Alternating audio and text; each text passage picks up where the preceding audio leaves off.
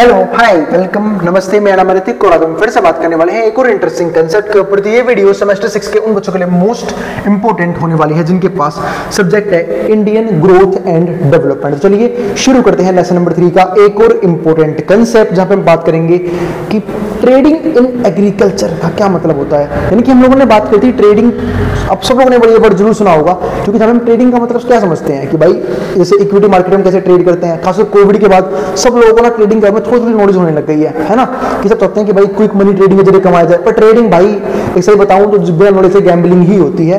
ठीक है, तो वो चीज हम बाद में डिस्कस करेंगे। बट एग्रीकल्चर में कैसे ट्रेडिंग कर सकते हैं, क्या ट्रेडिंग जो है वो एग्रीकल्चर कमोडिटीज में भी होती है, तो वो सब हम डिस्कस करने वाले हैं आज की वीडियो के अंदर, है ना। और जिन लोगों ने ड्यू के बाकी कोर्सेज में चाहे फाइनेंशियल लिटरेसी के अंदर पढ़ा हो, चाहे वो इन्वेस्टमेंट के अंदर पढ़ा हो, और भी तो सीरीज है वहां पे टॉपिक्स पढ़ रखे होंगे आपने इन्वेस्टमेंट के बारे में, तो अपने ट्रेडिंग के बारे में थोड़ा बहुत जरूर कुछ ना कुछ पढ़ा होगा। ट्रेडिंग का मैं सिंपल सा मतलब एक ही भी बता सकता हूं कि ट्रेडिंग का मतलब एक ही भी होता है। सपोज करो मैंने मार्कर जो है वो कहीं से 20 रुपए में खरीदा, यही मार्कर मैंने किसी को 30 रुपए में बेच दिया, तो ये भी ट्रेडिंग ही होती है। क्योंकि जब भी हम प्रॉफिट मोटिव के लिए बाय और सेल करते हैं तो ये ट्रेडिंग ही बोला जाता है। अब ट्रेडिंग तो ट्रेडर्स तो भाई जो है वो रियल लाइफ में भी एग्जिस्ट करते हैं, जो गुड्स खरीदते हैं कहीं और से, ठीक है, और उसे मार्जिन पे सेल कर देते हैं। ठीक है, जैसे होलसेलर भी एक ट्रेडर है, जो शॉपकीपर आपके गली के आसपास होगा वो भी एक ट्रेडर है। ठीक है, लेकिन जब हम मार्केट में या फिर इकोनॉमी के अंदर ट्रेडिंग की बात करते हैं तो वहां पे जनरल इक्विटीज मार्केट के बारे में बात करते हैं या फिर कमोडिटी मार्केट के अंदर भी बात करते हैं। तो आज हम बात करेंगे कमोडिटी मार्केट के अंदर ट्रेडिंग कैसे होती है, खासकर एग्रीकल्चरल कमोडिटीज को लेके। और इस कंप्लीट सीरीज के नोट्स भी ऑलरेडी बन चुके हैं with important question answer PDF. जिन बच्चों को नोट्स परचेज करने हैं वो इस नंबर पे जाए 9667836336 हमें व्हाट्सएप करके नोट्स भी ले सकते हैं। अब हम चालू करते हैं आज का कंसेप्ट। जो हमारा आज का कंसेप्ट है वो है futures market for agricultural commodities in India. यानी कि फ्यूचर्स मार्केट क्या है एग्रीकल्चर कमोडिटी की इन इंडिया के अंदर। अब देखते हैं तो यहाँ पे कौन कौन से पॉइंट आए। एक तो पॉइंट हमारे पास क्या है, creation of a forward market in commodities emerged from understanding that agriculture production is both seasonal and subject to risk. अब यहाँ पे मैं क्या सीखा कि अगर हम फॉरवर्ड मार्केट की बात करते हैं किसी भी कमोडिटी के अंदर, तो यहाँ से एक बात इमर्ज होती है क्या, कि प्रोडक्शन जो है ना वो क्या होता है, is both seasonal and subject to risk. Risk का पार्ट भी होता है। क्यों होता है, क्योंकि एक सिंपल सी बात देखो, प्रोडक्शन जो हम सीजनल करते हैं, जैसे कि हम बात करते हैं ना कई बार खरीफ क्रॉप्स की, रबी क्रॉप्स की, तो क्या है सीजनल क्रॉप्स ही तो है।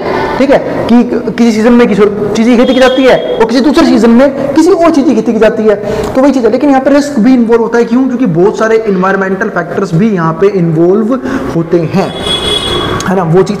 तो वाइल कंजप्शन रिमेन्स स्टडी, लेकिन जो क्या कंजप्शन खत्म होती है, नहीं, कंजप्शन बिल्कुल फिक्स है कि होगी होगी। फॉर एग्जांपल मान लो कोई फेमाइन आ भी गया, किसी एक साल में प्रोडक्शन जो है वो नहीं हुई, ठीक है, सूखा आ गया, बाढ़ आ गया, जिसकी वजह से प्रोडक्शन सारी खत्म हो गई, लेकिन क्या हम कंजप्शन करना बंद करते हैं? बिल्कुल नहीं। हम सब कंज्यूमर्स हैं, हम सबको अगर जिंदा रहना में खाने की डिमांड रहेगी, तो चाहे प्रोडक्शन हो चाहे ना हो, ठीक है, लेकिन हमारी जो डिमांड है वो क्या रहेगी, कंटिन्यूअस रहेगी। तो वही चीज यहाँ पे हमारी होती है कि जो कंजप्शन है वो तो हमारा फिक्स है, लेकिन जो फसल है वो डिपेंड करता है अदर इन्वायरमेंटल फैक्टर्स के ऊपर भी कि वो कैसी होगी। इसके अलावा अगला पॉइंट क्या आता है, futures market play a crucial role in stabilising prices and managing these risk. और जो फ्यूचर मार्केट है ना वो यहाँ पे एक क्रूशियल रोल प्ले करता है, एक प्राइस को स्टेबलाइज करने का काम करता है एंड मैनेजिंग दीज रिस्क, और इन रिस्क को मैनेज करने का काम करता है। इसलिए हम बात करते हैं फ्यूचर्स की।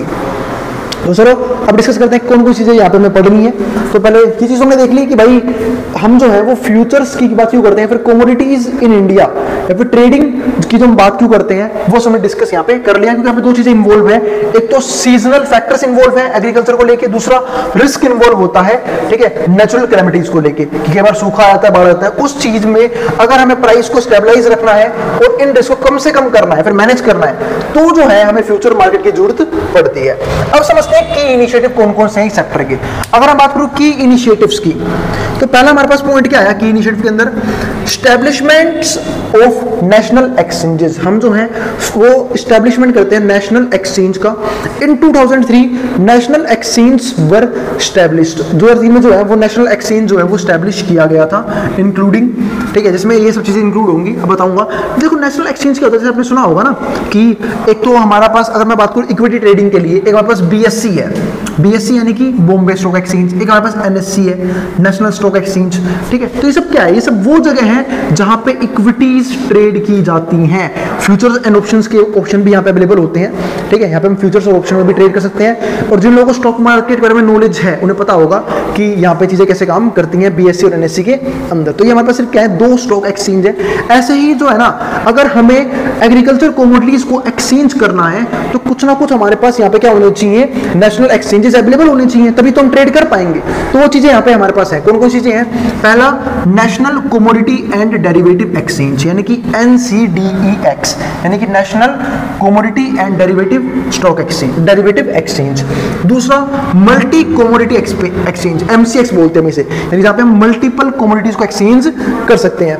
तीसरा, national multi commodity exchange NMCE, national multi यानी कि एक ऐसा एक्सचेंज जहां पे हम बहुत सारी कमोडिटीज को एक साथ एक्सचेंज कर पाएंगे।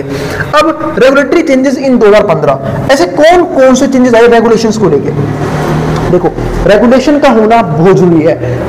चलो एक बात पूछता हूं कि इक्विटीज को जो है कौन मैनेज करता है, इक्विटी को कौन रेगुलेट करता है? अगर मैं इक्विटी मार्केट की बात करूं तो उसे कौन रेगुलेट करता है? अब कमेंट उसमें कमेंट करके जाना, ठीक है, कि भाई BSE है या फिर जो NSE है, इसे रेगुलेट करने का काम किसका होता है, ठीक है। तो चलो देखते हैं कितने बच्चों को पता है कि कौन जो है हमारे इकोनॉमी के अंदर इक्विटीज मार्केट को रेगुलेट करता है।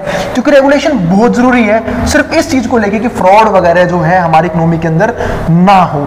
ऐसा ना हो कि जो बड़ी बड़ी फर्म्स हैं वो स्टॉक प्राइस को मैनिपुलेट करने की कोशिश करे, ठीक है। और जिस तरीके से जो है, जो हमारा क्या बोलते हैं उसे, कि जो हमारे कंज्यूमर्स हैं या फिर जो हमारे नॉर्मल ट्रेडर्स हैं उनको क्या हो, जिनको क्या बोलते हैं, रिटेलर्स, हाँ रिटेल ट्रेडर्स, उनको लॉस ना हो, उन चीजों को रेगुलेट करने का काम कौन करता है? वो चीजें।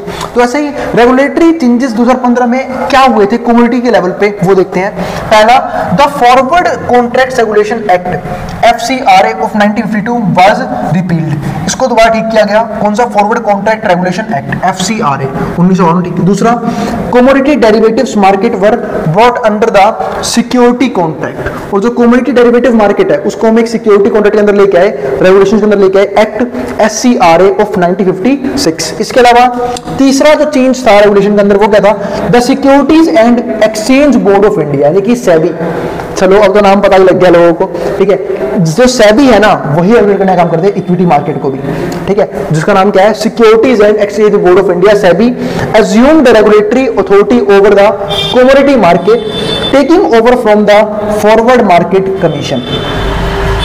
तो ये चीजें हैं वो चेंज किए गए रेगुलेशन के अंदर, क्योंकि जब तक रेगुलेटरी बॉडी अच्छी नहीं होगी तो हो सकता है कि ट्रेडर्स को एक बहुत बड़े पैमाने पर लॉस देखने को मिले, खासकर रिटेल ट्रेडर्स को, क्योंकि उन्हें मार्केट में ज्यादा नॉलेज नहीं होती है कि जो बिग प्लेयर्स हैं वो किस तरीके से मार्केट को इन्फ्लुएंस या फिर स्टॉक प्राइसेस को रेगुलेट करने की कोशिश करते हैं। और जिनको नॉलेज उन्हें पता वही होगा कि हाँ किस तरीके से होता है। पर मैं अभी ये सारी चीजें के ऊपर बात करने नहीं आया, तो अभी हम वो उस टॉपिक पर बात बिल्कुल भी नहीं करेंगे, ठीक है। तीसरा पॉइंट हमारे पास क्या है यहाँ पे? Electronic online market place. अब ये इलेक्ट्रॉनिक ऑनलाइन मार्केट प्लेस क्या है वो भी समझ लेते हैं, ठीक है। इस नाम से क्या चल रहा है? इलेक्ट्रॉनिक ऑनलाइन मार्केट प्लेस, यानी कि एक तरह से जो भी एग्रीकल्चर कमोडिटीज है उसके लिए कोई एक ऑनलाइन प्लेटफॉर्म तैयार कर देना जहां पे सारे के सारे फार्मर्स आके अपने गुड्स को, अपनी कमोडिटीज को सेल कर पाए। तो वही चीज ये है electronic online market place. Amazon है, ठीक है, एक इलेक्ट्रॉनिक प्लेस ही तो है। आजकल क्या हो गया है, पहले क्या था कि सिर्फ ना लोग ऑफलाइन स्टोर से फोकस कर रहे थे कि अपनी दुकान खोल ली, उस दुकान की चेंज बना दी, ऑफलाइन स्टोर की चेंज बना दी, तो लोग जो है उस तरीके से अपने गुड्स को सेल करते थे। लेकिन आजकल टाइम बदल गया है। आजकल क्या है, ज्यादातर लोग जो है ना वो एक ही जगह गोडाउन बना लेते हैं, ठीक है, उसे ऑनलाइन जो है वो स्टैब्लिश कर लेते हैं, जैसे अमेजन वगैरह पे, फ्लिपकार्ट पे कर लिया, ठीक है, और वहां से जो है वो ओवरऑल पूरी कंट्री में अपने गुड्स को सेल कर रहे होते हैं। वो हमारा क्या हुआ, एक तरह का इलेक्ट्रॉनिक ऑनलाइन मार्केटिंग हो गया। लेकिन ये जो इलेक्ट्रॉनिक ऑनलाइन मार्केट है ये किसके लिए? एग्रीकल्चरल कमोडिटीज के लिए। तो गवर्नमेंट ऑफ इंडिया इंट्रोड्यूस्ड ई-नैम, यहाँ पे ई-नैम इंट्रोड्यूस किया गया 2016 के अंदर। एन इलेक्ट्रॉनिक मार्केट प्लेस, जो क्या थी? एक electronic market place that integrates local markets, जिसने लोकल मार्केट को इंटीग्रेट कर दिया, यानी इकट्ठा कर दिया, कनेक्ट्स बायर्स एंड सेलर्स, और बायर सेलर कनेक्ट कर दिया, and ensures transparent price discovery, और जो प्राइस है वो क्या है? ट्रांसपेरेंट है, इसका भी ध्यान रखा गया। इसके बाद जो एक फोर्थ पॉइंट हो गया expansion of commodities eligible from derivatives trading. अब यहाँ पे जो कमोडिटीज है ना कि मतलब कौन कौन सी कमोडिटीज जो है वो ट्रेडिंग के लिए यूज होंगी उसकी मात्रा को बढ़ाया गया। यानी कि पहले जो है वो सिर्फ 91 कमोडिटीज थी ट्रेड करने के लिए, लेकिन अब कितनी हो गई, बढ़ के 104 कमोडिटी जो है वो बढ़ गई, तो 104 कमोडिटी हो गई ट्रेड करने के लिए। इसी को हम क्या बोलते हैं, expansion of commodities eligible for derivatives trading. तो ये हमारे पास कुछ पॉइंट्स थे। अब समझते हैं चैलेंजेस के बारे में। तो ये पॉइंट हम डिस्कस कर लिए। अब चैलेंजेस यानी कि दिक्कतें कौन कौन सी आई वो चीजें भी क्या है समझनी काफी जरूरी है। तो फार्मर पार्टिसिपेशन, सबसे पहले समझते हैं फार्मर का पार्टिसिपेशन किस लेवल पे था। क्योंकि देखो जब तक फार्मर्स का काम है, फार्मर्स पार्टिसिपेट नहीं करेंगे तो दिक्कतें आएंगी। हम यहाँ पे समझते हैं। तो majors of Indian farmers are small scale and struggle to participate effectively in futures market. यानी कि ज्यादातर जो इंडियन फार्मर्स थे वो या तो स्मॉल स्केल में प्रोडक्शन करते, हम सब जानते हैं, क्योंकि जो लैंड है वो फार्मर्स के पास लिमिटेड होने की वजह से वो स्मॉल स्केल प्रोडक्शन करते थे, और जिसकी वजह से उन्हें कहीं ना कहीं स्ट्रगल करना पड़ रहा था participate effectively in future market. तो फ्यूचर मार्केट में अच्छे तरीके से या फिर इफेक्टिवली पार्टिसिपेट नहीं कर पा रहे थे, ये पहली दिक्कत थी। दूसरा, standardised contracts with specific quality. अब ये क्या है, standardised contract with specific quality and delivery requirements pose challenges for farmers. अब ये चीज जो है वो फार्मर्स के लिए क्या लेके आई, चैलेंज लेके आई। Given the diverse varieties and qualities of produce from different regions. अब यहाँ पे देखो क्या पॉइंट है, पहले समझते हैं। स्टैंडर्डाइज्ड कॉन्ट्रैक्ट को स्टैंडर्डाइज किया गया विद स्पेसिफिक क्वालिटी, किसी स्पेसिफिक क्वालिटी को लेके, and delivery requirement post challenges for farmer. और जो डिलीवरी रिक्वायरमेंट थी वो भी कहीं ना कहीं फार्मर्स के लिए चैलेंज का काम कर रही थी। गिवन द डाइवर्स वैरायटी, क्योंकि वैरायटी जो है वो काफी डाइवर्स रहती है, and qualify and qualities of produce from different regions. यानी कि अब देखो जितने रीजन्स हैं, अब कोई रीजन हो सकता है जो सेम चावल है उसको अच्छी क्वालिटी का प्रोड्यूस करके दे, अब वही दूसरा कोई रीजन हो सकता है जो चावल की क्वालिटी है जहां पे क्या रहे, कम रहे। तो ये सारी चीजें जो है ना वो कहीं ना कहीं ट्रेडिंग के लिए प्रॉब्लम क्रिएट कर रहा था। तो ये सब रीजन थे चैलेंज से फ्यूचर मार्केट्स को लेके। इसके बाद एक पॉइंट और आया, पीरियोडिक ट्रेडिंग बैन्स। क्या हो गया कि कई बार है ना गवर्नमेंट जो है ना ओकेजनली ट्रेडिंग को बैन कर देती थी। क्यों कर देती थी ये समझते हैं। तो government occasionally impose bans on future trading. तो कई बार जो है वो गवर्नमेंट जो है वो ट्रेडिंग को बैन कर रही है, फ्यूचर ट्रेडिंग को बैन कर रही है टू कॉम्बैट फूड इन्फ्लेशन, कि कहीं फूड इन्फ्लेशन ना बढ़ जाए, which affects the traded value and price volume in commodity exchange, जो कहीं ना कहीं अफेक्ट करेगा एक तो ट्रेड वैल्यू को भी। तो ट्रेड वैल्यू भी क्या होगी, चेंज होगी इसके हिसाब से। प्राइस वॉल्यूम भी क्या होगा, चेंज होगा।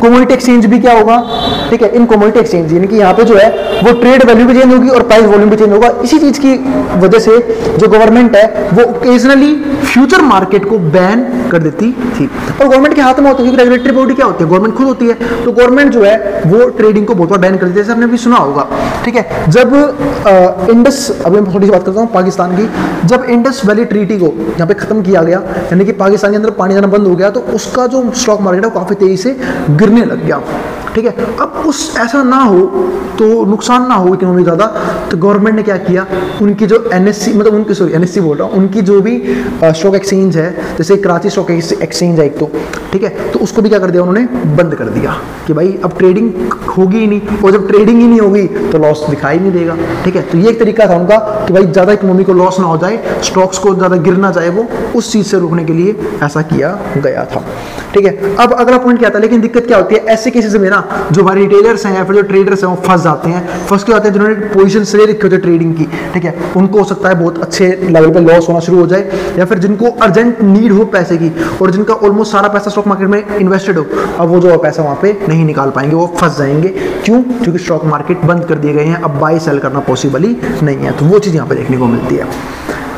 तो वही चीज यहाँ पे भी है, पर यहाँ पे होता है पीरियोडिक ट्रेडिंग बैन्स, पर उसके रीजन जो है वो सही है कि जो प्राइस है वो ज्यादा फ्लक्चुएट ना करे और ट्रेड वैल्यू ज्यादा फ्लक्चुएट ना करे। अब आता है वे फॉरवर्ड। अब आगे तो थोड़ा सोचते हैं।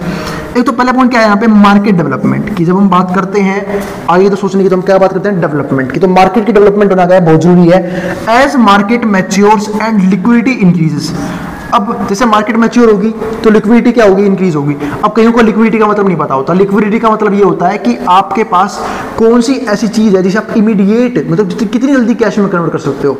फॉर एग्जांपल अगर मैं बात करूं तो कैश तो हमारे पास हाईली लिक्विड होता है क्योंकि वो ऑलरेडी कैश है। जो बैंक है वो भी हाई लिक्विड होता है, क्योंकि आप बैंक में तुरंत जाओगे पैसे निकाल लोगे, ठीक है। इसके अलावा जो जमीन है वो इतनी लिक्विड नहीं होती, जिनकी जो लैंड में जो हमारी और भी एसेट्स, जैसे लैंड पे हमारी एसेट होती है, बिल्डिंग में हमारी एसेट होती है, तो वो इतनी जल्दी लिक्विड हम नहीं कर सकते। क्यों? क्योंकि सब बेचने में टाइम लगता है। तो जो जितनी जल्दी कैश में कन्वर्ट करवाया जा सकता है उसको हम क्या बोलते हैं, वो उतना ही लिक्विड एसेट है। तो liquidity increases and the need to ban futures trading. अगर हम फ्यूचर की ट्रेडिंग को बैन कर देते हैं तो मे डिमिनिश, तो यहाँ पे जो है the need to ban future trading में diminish, regular monitoring and review and regulator are necessary to track market fluctuations. तो यहाँ पे बात क्या होती है कि जो रेगुलर मॉनिटरिंग है वो होनी चाहिए कमोडिटी मार्केट की भी, ठीक है, और regulator are necessary to track, और जो रेगुलेटर्स हैं वो लगातार ध्यान रखें, ट्रैक करें मार्केट फ्लक्चुएशंस का एंड देयर इंपैक्ट, और उससे क्या क्या इंपैक्ट्स पड़ रहे हैं हमारी इकोनॉमी के ऊपर, उसका भी क्या रखे, ध्यान रखें। तो ये पॉइंट है। दूसरा पॉइंट क्या आता है, एक्सक्लूजन ऑफ सेंसिटिव कमोडिटीज। जो हमारी सेंसिटिव कमोडिटीज हैं, जो सबसे ज्यादा कंज्यूम करते हैं, उनको ट्रेडिंग से दूर रखा जाए। फॉर एग्जांपल राइस हो गया, व्हीट हो गया, मोस्ट पल्सेस हो गए, ठीक है। अगर इनके प्राइसेस तेजी से फ्लक्चुएट होंगे तो नॉर्मल पीपल्स को बहुत ज्यादा दिक्कत आएगी। इसके चक्कर में इसे बैन कर रखा है कि आप इसे ट्रेड नहीं करोगे, ठीक है। Agriculture future markets focus on less sensitive commodities. तो एग्रीकल्चर फ्यूचर जो मार्केट है ना वो फोकस करती है लेस सेंसिटिव कमोडिटीज के ऊपर, कि हम वो जो है वो सिर्फ ट्रेड करेंगे। For example oil seed, complex oil seeds, meals and oils. Feed में क्या आ गया, मेज जो मक्का है उसकी आप उसको कर सकते हो, cotton, basmati rice and spices, ठीक है। तो ये चीजें जो है ना वो कहीं ना कहीं जो है लेस सेंसिटिव कमोडिटीज के अंदर आता है, तो हम इसको ट्रेड कर सकते हैं फ्यूचर्स के अंदर। तो ये पॉइंट आया हमारे पास। इसके बाद एक पॉइंट हो रहा है, वो क्या है, लेवरेजिंग फार्मर्स प्रोड्यूसर और ऑर्गेनाइजेशन, FPOs। अब ये क्या है वो समझते हैं, यानी कि लेवरेजिंग फार्मर प्रोड्यूसर ऑर्गेनाइजेशंस। अब इसमें क्या आया, FPOs can be instrumental in effectively linking small and dispersed farmers. अब इनका काम क्या होता है, FPO जो है ना वो हमारे क्या होता है, instrumental and in effectively linking small and dispersed farmers to the commodity market ecosystem. तो इसमें काम क्या करते हैं, जो भी हमारे स्मॉल फार्मर्स हैं, फिर जो डिस्पर्स्ड फार्मर्स हैं, यानी कि जो बिखरे हुए हैं, ठीक है, उनको कमोडिटी मार्केट इकोसिस्टम का पार्ट बनाना, कि वो भी जो है वो कमोडिटीज ट्रेडिंग पे थोड़ा सा ध्यान दे, कमोडिटी फ्यूचर मार्केट पे थोड़ा सा ध्यान दे। दूसरा पॉइंट क्या आता है, प्रोवाइडिंग फाइनेंशियल लिटरेसी। इनको फाइनेंशियल लिटरेसी प्रोवाइड करें and support to FPOs enhance farmers ability to benefit from agri derivative market. और यहाँ पे जो है हम फार्मर्स को नॉलेज भी प्रोवाइड कर सकते हैं कि वो जो है वो बेनिफिट ले पाए कहाँ से, एग्री डेरिवेटिव मार्केट से। तो जिस तरीके से जो है वो फार्मर्स को और भी ज़्यादा बेनिफिट हम पहुंचा सकते हैं इन तरीकों की नॉलेज को प्रोवाइड करके। तो आज हमने बात करी कमोडिटी फ्यूचर्स मार्केट के बारे में, कि कमोडिटीज जो है वो फ्यूचर मार्केट में किस लेवल पे ट्रेड किए जाते हैं और किस तरीके से ट्रेड होते हैं। तो उम्मीद है आपको आज की वीडियो समझ में जरूर आई होगी और हर एक कंसेप्ट जो है टॉपिक है वो क्लियर हो गया होगा। अब मिलेंगे अगली वीडियो में विद न्यू कंसेप्ट, ठीक है। और अगर वीडियो पसंद आई हो तो वीडियो को लाइक के बिना मत जाना और चैनल को सब्सक्राइब भी कर देना ऐसी वीडियोस के लिए, और उन बच्चों में शेयर भी कर देना जिन बच्चों का एग्जाम होने वाला हो सेम सब्जेक्ट का। और नोट्स के लिए आप इस नंबर पर व्हाट्सएप करके नोट्स भी ले सकते हैं। अब जिसको जो उतारना होता सकता है, मैं ट्राउन बोर्ड के सामने से मिलते हैं अगली वीडियो के अंदर।